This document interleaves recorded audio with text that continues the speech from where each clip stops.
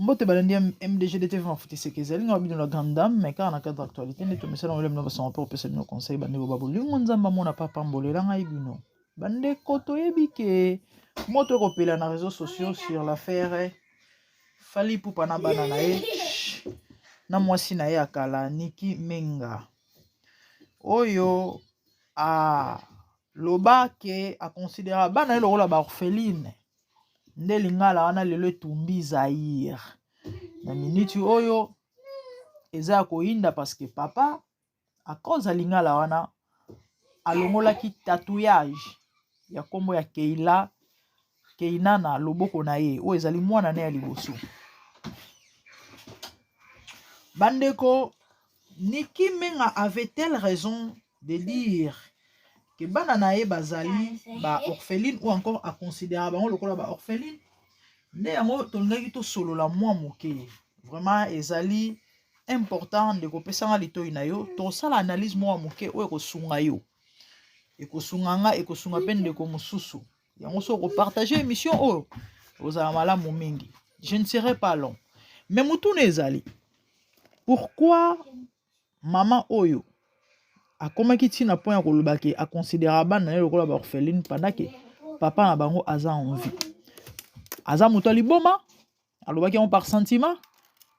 Non, il y a des choses où il faut faire réfléchir bato parce que Fally abimi sortie médiatique a Fally explication sur likambo ya kolongola tatou et pelisi moto ezana bato balobi bapesi raison kazana raison moboti nini ya supporter mwana finga kaye tala balobi papa na bango akufa yango il faut ça lango parce que alobi mowe atambola na tatou na nzoto c'est ce que Fally a dit lokola bango baloba ke ya kufa papa na bango akufa donc il faut longola tatouage na nzoto.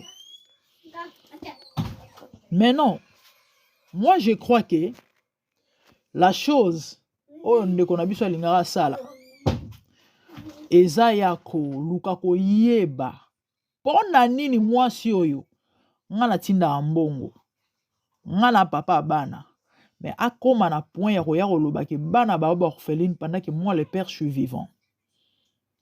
Eloko Fally alingaki aluka ayeba yango wana soki Fally alukaka koyeba pourquoi Niki aloba eloko wana alobaka eloko wana bandeko bondimelanga moto ezo pela lelo elingi pela te po alingaka yeba cause soki ye moko alinga zwa réponse c'était certainement ye moko ayebi le pourquoi te na yebi te parce qu'il y a des gens qui raisonnent de travers bolimbisanga alinga peut-être que tout na moto abimisaki langage wana certainement la femme allait s'exprimer ou encore s'expliquer ata na se émotion to pe akanda et par là alinga comprendre azwa mayele pe aluka bongisa. Malheureusement il y a sali yango te azui garde et puis a posé ba acte o eza ridicule o esambwisi o efingisi pe yokisi esoni bandeko na ngai.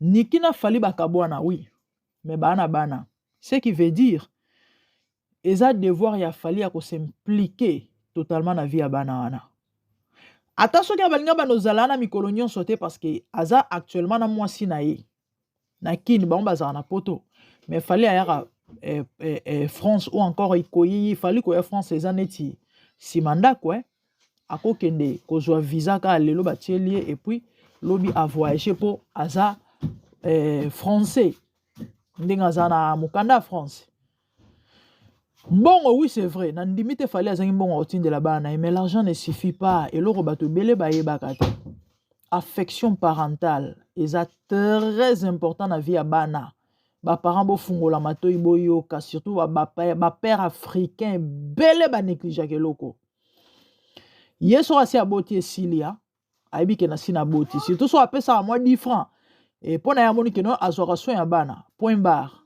présence elobelaki eloko te et pourtant affection bandeko eleki ata moto oyo apiaka mbongo azalaka te présence eleki moto apesaka mbongo mazalaka te.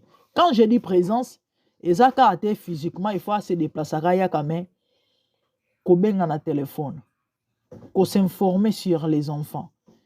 Ko solo la kana bana parce que basi bakoli. Na moi téléphone, moi texto. Les amis, il n'a que couvrir ma vie de belé. Et la maman, après avoir réalisé que bana moboti, mais moboti ango, on dirait à zalakanaye koutouté na vie à bana. Mais vous croyez quoi? À Olobanini. Et surtout, il fallait à lobby en émission que basi baza émotionnel. Ah oui, les femmes, généralement, basi toza bongo, hein. Et to pétar câble facilement. Mobile en a maîtrise, ils sont les camarades, mais là. Arolobate ou bien arolobasima. Mais moi, si t'es to katanaka. Na obete la niki ma bokote. Mais eza pas si mutu et lobi saki makambuana. Si qu'on le batu ba comprendre ye, batu ba ofinga ye. Mais tant que lo bela likamo impolitesse, que soit disa bana na eba mankaka ye, ba ya ko finga na réseaux sociaux, mais il faut ba ye bana nous source à likambo. Et bandeli nazoko appuyer impolitesse à bana te. Na lobi te que non les enfants ont droit. Ya ko finga moboti to ya ko manquer moboti respect non. Na sala analyse na mamba di diston na lobarango. Ata Kofi aza na 10 000 fautes. Didi n'a pas droit à na raison te. Ya ko exposer ni dita tata na miso bato parce que c'est son géniteur. Moi je ne dis pas que les enfants ont raison. Mais pour bana ba comme à niveau peut-être au déplacer ba langage. To ya ko ça l'influencer facilement par maman là en faisant ce que leur maman les demande ou encore les azoko commandé bango eza à cause ya réalité moko to eloko moko o bango ba constata o ba sepena nango te to o ezalaka o koya ko zalate ou encore o ezalaka te falaki ezala eza likambu kaka ya kibotata posa ya bana wana eza nango eloko mususu te posa bana wana eza affection ya papa na bango. Le père n'était pas ou encore n'a jamais été présent dans leur vie. Aluka, asolo la rana bango, aye barasuki bazandenge nini, mais bazaka même bana été. Les amis, vous savez ce que ça fait? Koko la samoboti, kobo comme pas ya papa, maman, papa zalakate. Bana na bakola na ba blessure. Yango tio son de ma voix, oza papa. Oyebi kobota na mwana mwasi moko. Ata so bokabwana, batate belé surtout na bapoto ba démissionnaire moko bana mokili banda po ba beba na kana mwasi po na punition o amoni kopesa mwasi eza ya ko sundole na bana lokola mwasi asala inga mabe comme ça akoyeba pasi akoboko la bana na bana ba kolukanga na akosio yo moni o Afrique bolimbisa ngai nazo encourager te mais bana poto na ya Congo bazana ba ndenge moko te mwana soko bokoli ete na poto et en affection na yote ndimela ngai il s'en fout de toi ah tout le monde en rebelle hein et lobiso a commis mutambongo a commis ministre a commis footballeur a commis ko sala coup de perreur to pousse un peu ben a obso ouvertement que je ne t'ai jamais connu hein et en Afrique te wanga na même mwana parce que na ba Congo ya ba wanga na bazeme même ko le mwana zo bala ayepe ko se présenter à super veste na poto c'est pas le cas. En fait, il y a mouké on a zéna on besoin de l'obana émission oyo. Eza karake et ba parents, ba papa s'il vous plaît, soyez des responsables. C'est vrai. Moi si ata mabe, so bobota na ebana. Hein? Mona plus. Tala plus bana oyo ya yo. Oyo boboti na e parce que kozala moboti ezara eloko bino bokanisaka te ya. Kozala moboti ezali GT, ezali eloko mo apamba te. Être géniteur, est-ce que les gens réalisent ou encore savent? Ezanini. L'homme donne la sémence chez la femme. Et moi ça peut si vie. Et cette vie là moi na yewana obimisi mutu na mokili. Et moi na ndenga zalaka na so tolobi tozwa moi na to tche likolo mesa.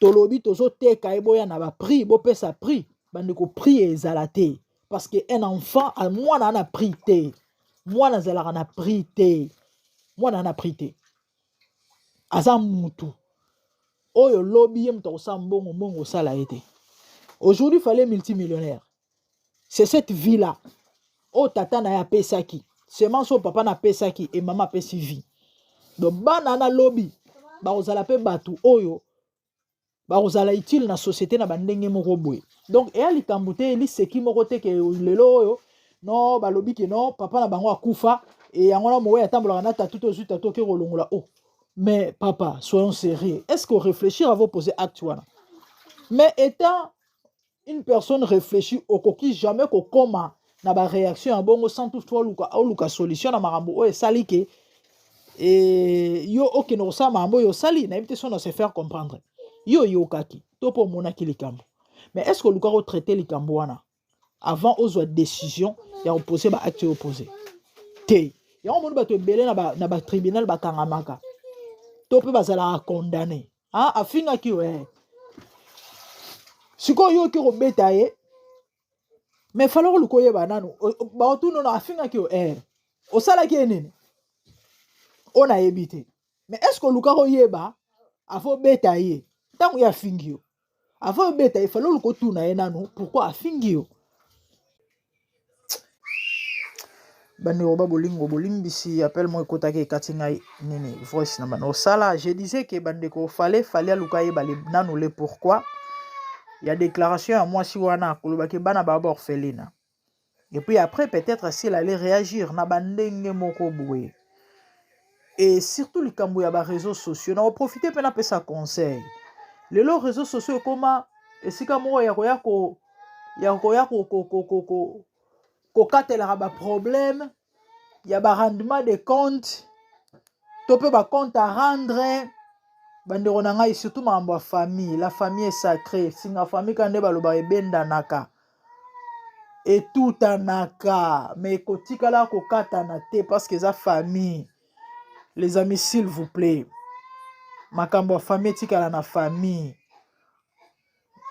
il ne pouvait pas kosala émission na logique nalobi nalango ayebi teke bakanga fe rigolo likolo ya mwana mpo akorrigeaki mwana oyo aye moko me mwana nakangisi ye abeta presque 6 mois na boloko tant de vie qu'il faut aller la condamner mais frère n'a jamais donné l'occasion na ba chronifoiti na ba journaliste na ba congolais bafinga mwana wana frère n'a jamais permis babeta masolo ya mwana wana pourquoi parce qu'il assume aza papa et c'est sa fille so asalaki mabe asalaki mabe ya makambo kosuka na famille certainement ta mosu akangisa mwana ngo enemi mais quand nde na kotoloba bino eza singa famille ata soki alobisaka mwana yango te actuellement bakolobana na bango nde eloko fale famille fale asala problème avec ndeko na biso sagesse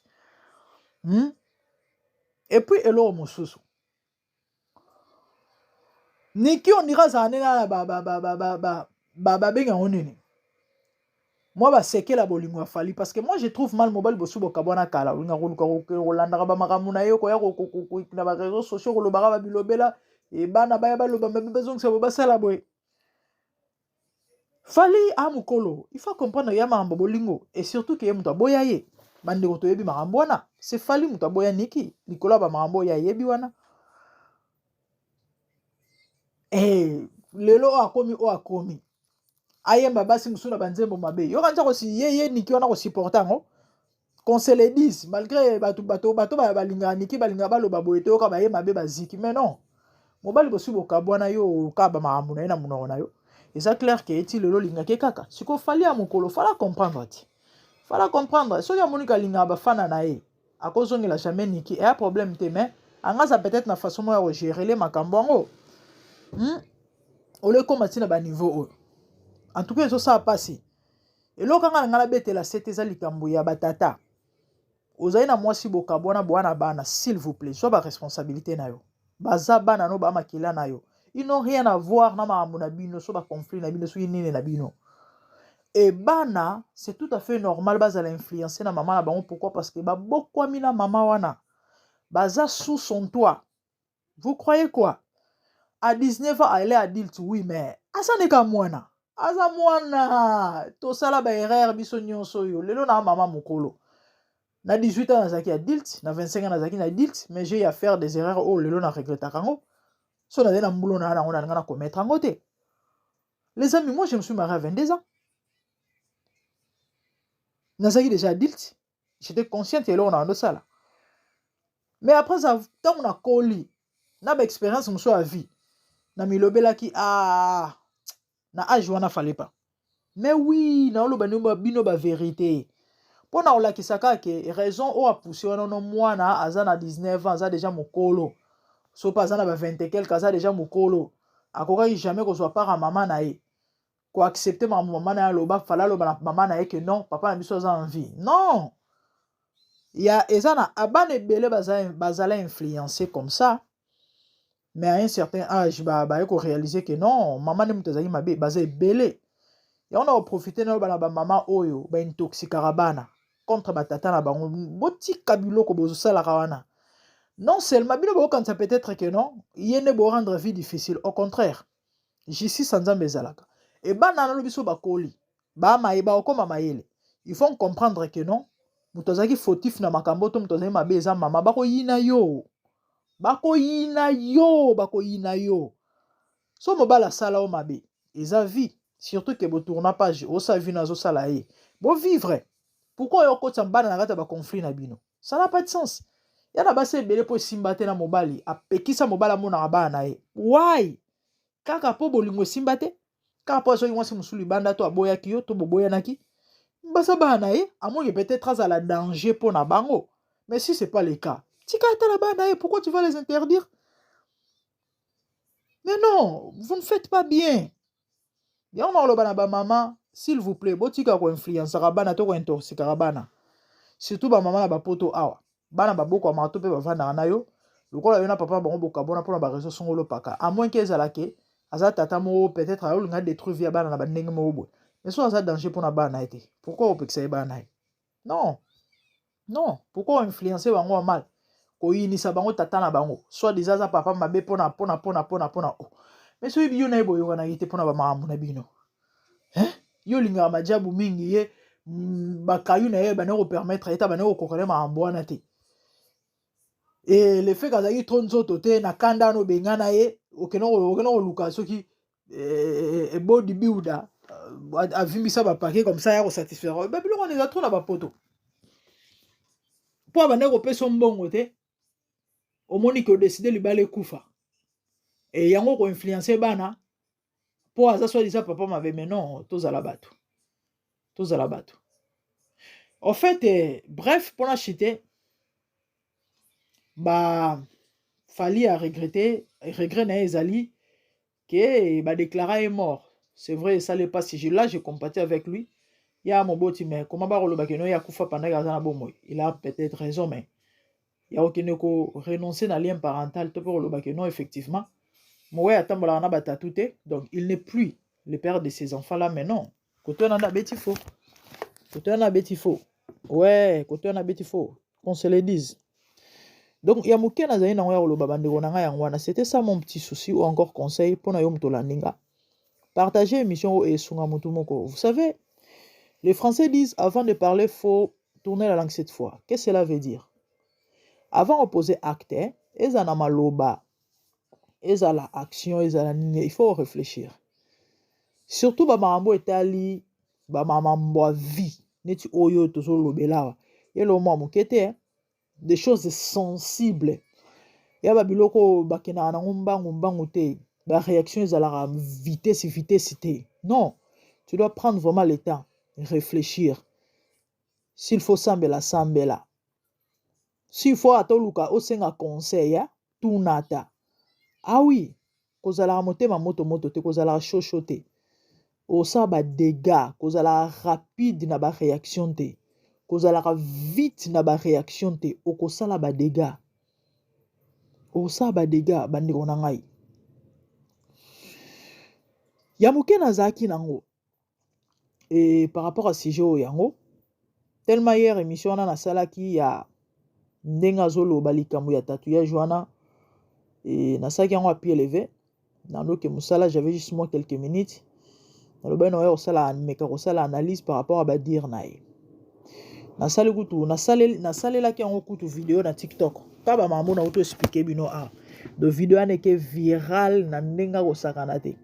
Na kota ki yango na tongo je crois bah 10 heures. Là il est 20 heures.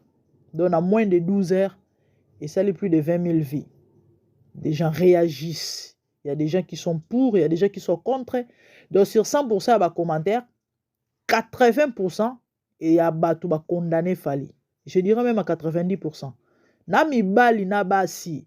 Donc pour dire que eloko sali eza mabe. C'est vrai mutunyo sona mokilato oza mabe to sali mabe, il y a toujours des gens qui vont te supporter. Eza na monde naturel to mona ango. Eza na bato ba lobi que non faut na yete yo basala ndingo no sepela.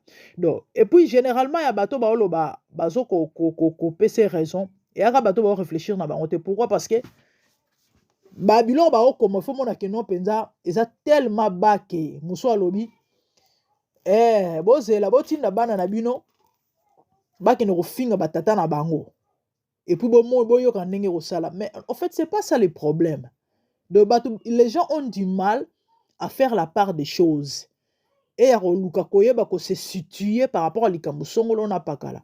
N'est-ce pas na uti ko pesa conseil na baso ba influence ka bana négativement tel que Niki ndinga sala hango pour bona papa bana ye na lobi on n'est-ce pas. Voilà na lobi pe na bana oyo bon pour na bana na linku penza na condamner bana trop te na expliquer bino que bana à un certain âge au manipuler souté a comme un âge à réflexion comme moto ba didiston wana lobby ba revendre ba hôtel ba vidéo ya ba dégâts au basala et ba regretter en haut bon dimelanga Didi à quel âge elle n'a que sur 22 ans sur 23 ans dans 5 ans 10 ans au chama au banolanda ba vidéo mususa ozalobo au channel longi fallait pas. Je vous dis vrai et peut-être aux trop tard qu'on finisse se rappeler en vie. Des places à réaliser que non, mon père m'aimait. C'est vrai, il avait ses erreurs, mais il fallait pas comme à bas niveau. Donc, bana bonka bana. Akola comme à mature, surtout sur Bali, à Romo Botande Bomoto, ce que comme à Rosala. Cause à la deal, t'es à motel camp. Ah bah deal, tu me sous-couteau. 30 ans, qui a dit le luka, mais oh, mouto. C'est normal, moutou est ça la toté. Bref, les amis, c'était ça. Si vous aimez le biso visiter biso en tout cas, moi les bonnets ne reçoivent biso ça biso bien, moi like, moi commentaire. Quant à moi mon numéro binomba la sima de bonnes choses à vous que le Seigneur vous bénisse. Merci, au revoir, bye.